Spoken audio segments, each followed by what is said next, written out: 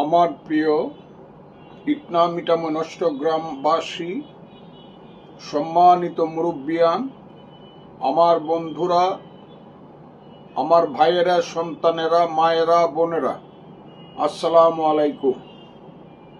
আজকে একটা বিশেষ কারণে আমি আপনাদের সামনে কিছু কথা বলছি।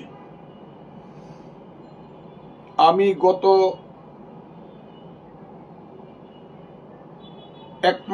এক মাস পর্যন্ত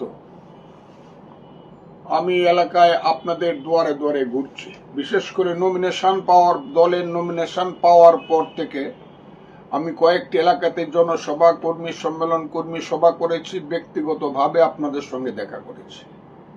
সমস্ত ব্যাপারটাই ভালো চলছিল, কিন্তু গতকাল আমি খুব দুর্ভাগ্যজনকভাবে একটা খবর পেলাম যে আমাদের এলাকার সাবেক রাষ্ট্রপতি, বাংলাদেশের সাবেক রাষ্ট্রপতি, আমাদের এলাকার জনাব আব্দুল হামিদ সাহেবের বাড়িতে গভীর রাতে কে বা কাহারা আক্রমণ করেছে এবং আরো দুই একটি বাড়ির থেকে কিছু লুটপাট পর্যন্ত তারা করেছে।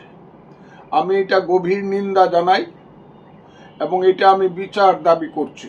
কে বা কাহারা এটা করেছে, আমি পুলিশ প্রশাসনকে আমি আহ্বান করছি, আপনারা দয়া করে এটা খুব দ্রুত দেখবেন। আমার দলের হোক, যে দলেরই হোক, নেতা বা কর্মী যেই হোক, আপনারা যারা যদি অন্যায় কেউ করে থাকে তার বিরুদ্ধে আপনারা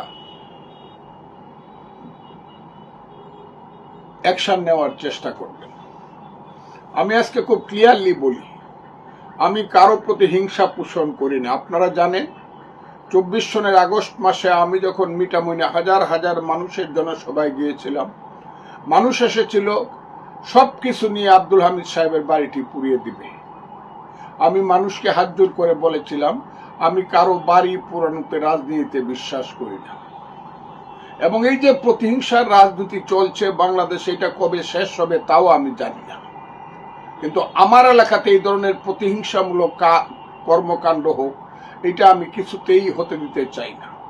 কিন্তু কালকে যে ঘটনাটি ঘটেছে, আমি জানি না কারা করেছে। নিশ্চয়ই যারা করেছে তারা ক্রাইম করেছে, এবং ক্রাইম যারা করে তারা ক্রিমিনাল, এবং ক্রিমিনালের প্রতি যে ধরনের অ্যাকশন পুলিশ বা প্রশাসনের নেওয়া দরকার, আমি তাদেরকে আহ্বান করব আপনারা সেটা নেন।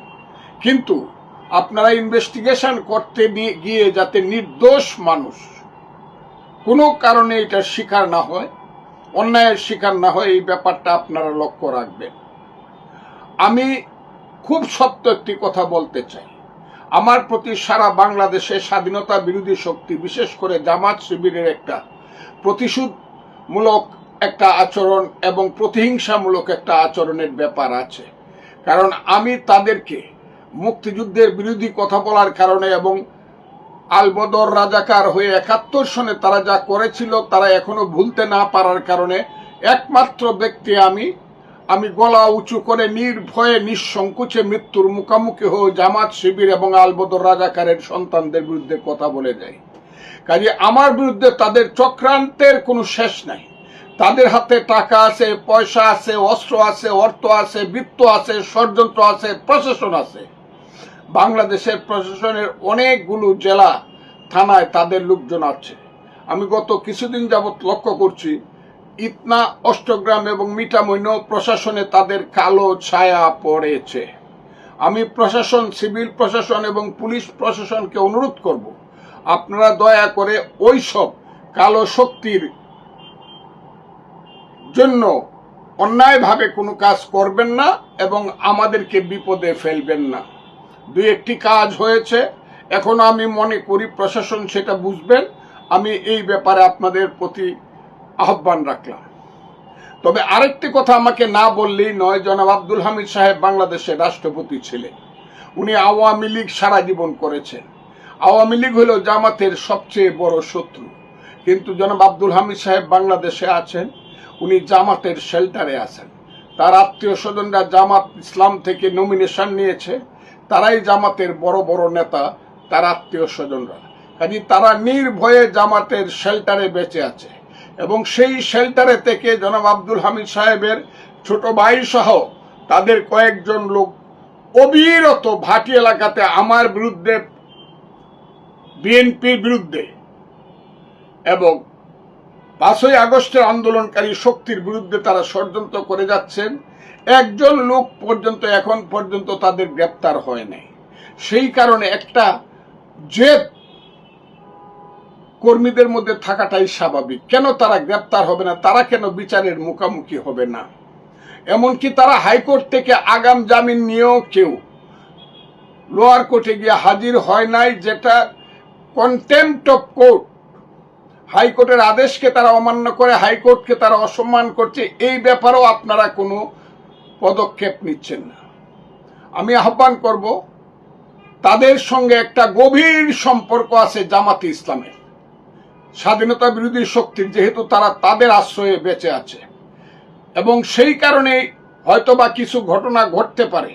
আমি সবাইকে তারপরে আমি বলবো, হামিদ সাহেবের বাড়িতে যা হয়েছে সেটা আমি নিন্দা প্রকাশ করতেছি এবং যারা করেছে তাদের বিচার আমি দাবি করতেছি। প্রশাসন সেই ব্যাপারটি আপনারা সঠিকভাবে, নিরপেক্ষভাবে সেই পথে আপনারা আগাবেন।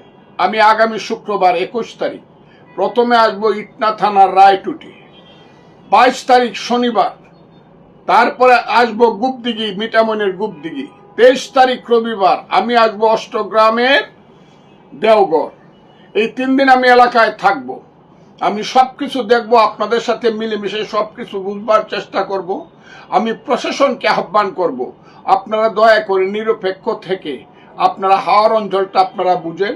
130টা সেন্টার আছে, 30টা ভোট কেন্দ্র আছে। সবাই মনে করে 130টা ভোট কেন্দ্রেই দানের শীষ পাস করবে, বিএনপি পাস করবে, ফজলুর রহমান পাস করবে। কাজে আপনারা বুঝে শুনে কাজ করবেন। অনর্থক ওইসব স্বাধীনতা বিরোধী শক্তির ষড়যন্ত্রের সহযোগী আপনারা হবেন না। আপনাদেরকে আমি হাত জোর করে অনুরোধ করছি, এটাই আমার কথা। নেতা কর্মীরা ভালোভাবে কাজ করেন, আমি আপনাদের প্রতি আহ্বান জানাচ্ছি। খুদা হাফেজ, আসসালামু আলাইকুম।